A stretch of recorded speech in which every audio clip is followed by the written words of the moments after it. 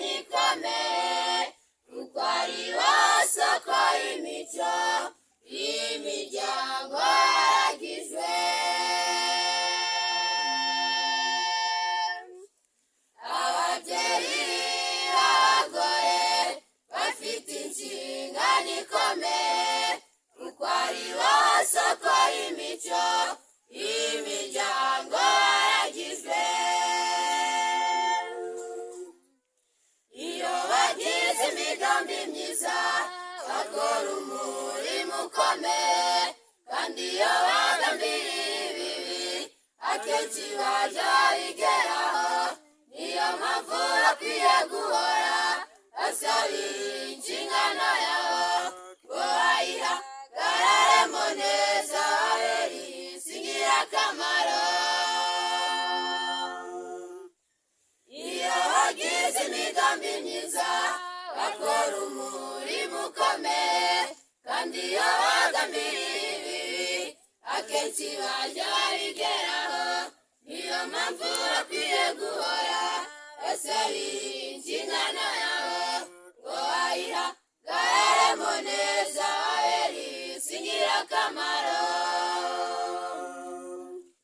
Samusoni umunaziri yashukashutswe n'umugore umwe mu bwoko bw'abanzi be, maze amenya ibanga ryarapfa.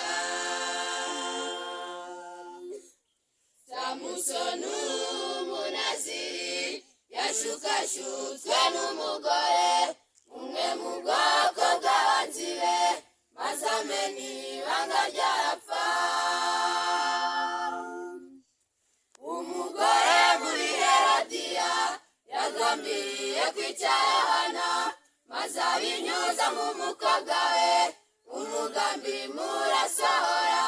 Nimwibuke ko bahunguka ava kwa nyirarume Labani, umugore we witwa Rasheli, iby'ibigirwamana by'iwabo.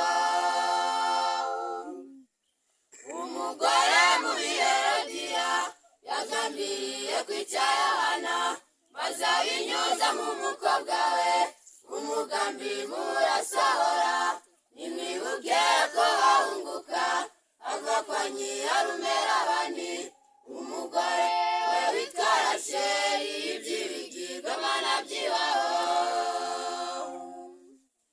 Hari abagore babaye intwarikazi baranesha, maze batoza abana babo kubaha Imana bakirinda.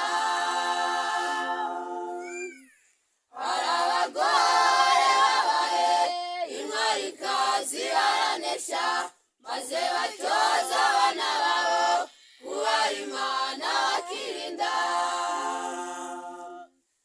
Umugore mwiza Yokeredi yabanye na Mose imyaka mike, 12 amutoza ibyiza, maze ayobora Isiraheli. Hana nawe yarasamwera atyo, maze yambara efodi ari muto. Nyina wa Uzi kubw'isengesho Uzi yapfuye ahamya Uwiteka. Umugore mwiza Yokeredi yabanye na Mose imyaka mike, 12 amutoza ibyiza, nyuma ayobora Isiraheli. Hana nawe yarasamwera atyo, maze yambara efodi ari muto.